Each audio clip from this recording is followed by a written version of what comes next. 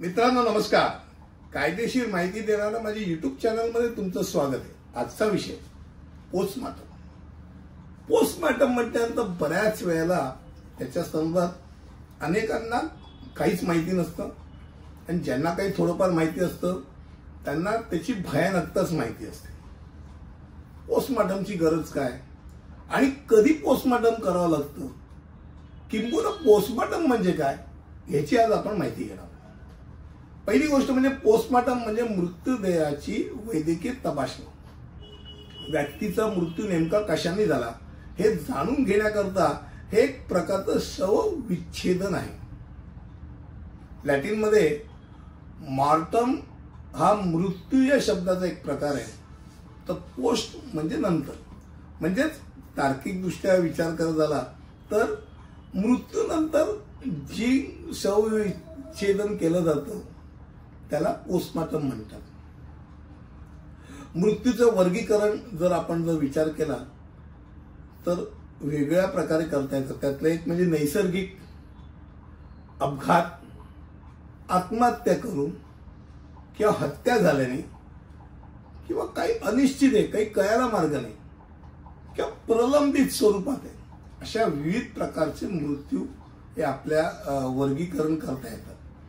आता ज्यावेळेला मृत्यू घडतो त्यावेळेला त्या संदर्भात वैद्यकीय परीक्षक त्याचं एक सर्टिफिकेट, मेडिकल सर्टिफिकेट जो देणारा आहे तो हा मृत्यू कशाने झाला हे तो लिहून देतो.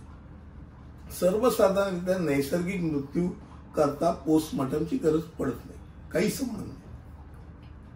साधारणतः 50-60च्या नंतरच्या मृत्यूला अटॅक आला असेल किंवा इतर कुठच्याही गोष्टीमुळे जर मृत्यू झाला असेल तर तो नॉर्मल डेट म्हणतो आपण त्याला.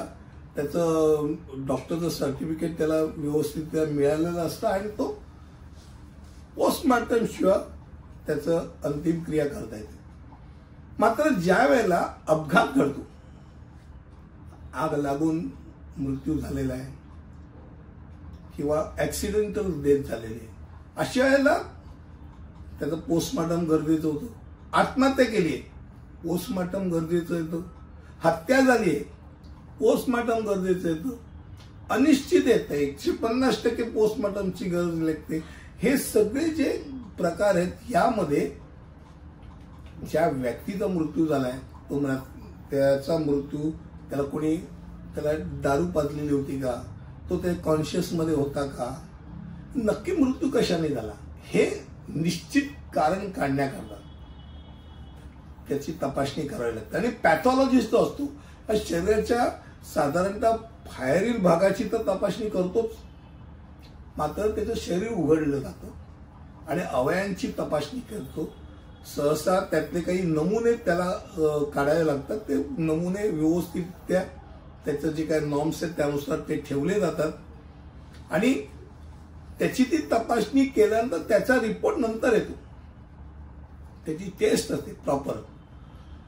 पुढील तपासणी करता ते अवयव पाठवले जातात. खास करून छाती असेल, पोट असेल, त्याचं ओटीपोट असेल, मेंदूचे काही अवयव असतात ते काढून घेतले जातात. लिव्हर असेल, किडनी असतील, ही ज्या ज्या ठिकाणी शक्यता वाटते की हे जे काही मृत्यू झालाय त्या ह्या याच्यात त्याचं रहस्य दडलेलं आहे ते बाजूला काढलं जातं आणि परत ते शव शिवून ते त्यांच्या रिलेटिव्हकडे, नातेवाईकांकडे सुपूर्द केलं जातं पुढचं त्याने क्रियाकर्म करण्याकरता. आता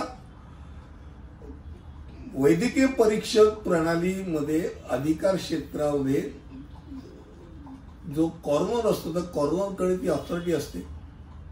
त्यांनी जर सांगितलं की पोस्टमार्टमची गरज आहे तर त्याच्या वरती जाऊन कोणी आवाज देऊ शकत नाही, हे डोक्यात ठेवा. आता काही परिस्थितीत म्हटल्याप्रमाणे शवविच्छेदन आवश्यकच असतं. त्याला यू कॅन्ट हेल्प इट. पहिली गोष्ट म्हणजे अपघाती मृत्यू असेल तर तुम्ही त्याला किती म्हटलं तरी त्या अपघात मृत्यू कशामुळे झाला ते करण्याकरता ते कंपल्सरी. म्हणजे अगदी आगीमुळे मृत्यू असेल, भाजल्याने मृत्यू असेल, सगळं. हत्या झाली असेल त्यामध्ये 100% आहे. 40 वर्षाखालील साधारणतः व्यक्ती आहे की जो आपण नॉर्मली म्हणू शकतो की नैसर्गिकरित्या मरू शकत नाही, असा व्यक्तीचा मृत्यू घडला असेल आणि संशयास्पद असेल, 100% त्याचंही शवविच्छेदन करावं लागतं. आणि हे पोस्टमॉर्टम करण्याचं मूळ कारण काय, तर मृत व्यक्तीची ओळख खास करून प्रस्थापित करण्याकरता की जिथे आता लँडस्लाइड होते, अचानक अनेक जण म्हणतात हा कोणाचं आहे, हे मृत्यूदेह कोणाचं कळण्याकरता शवविच्छेदन गरजेचं पडतं. ते DNA टेस्ट होतात. मृत्यूचं खरं कारण आणि त्याची पद्धत याची पुष्टी देण्याकरता ते शवविच्छेदन होतं. मृत्यूच्या कारणाचा एक साधारणतः एक अनुक्रमणिका ती एक लावू शकतात की आधी काय झालं असेल, नंतर काय झालं असेल, हे ते एक साधारणतः ते सांगू शकतात. कधी त्याचा मृत्यू झालाय, कशामुळे झाल्याची शक्यता आहे, सगळं सांगू.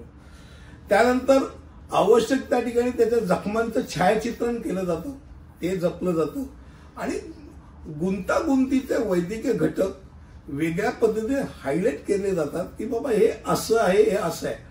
बाकी जे काय पुरावे होतील तो वेगळा भाग, पण शवविच्छेदन हे एक फार महत्वाचा भाग राहतो की ज्यावेळेला आकस्मिक निधन होतं त्यावेळेला अनेकांना त्याच्यात खूप हे असतं की आपल्या जवळच्या व्यक्तीचं शवविच्छेदन केलं जाऊ नये, पण ती कायदेशीररित्या कधी कधी गरज असते.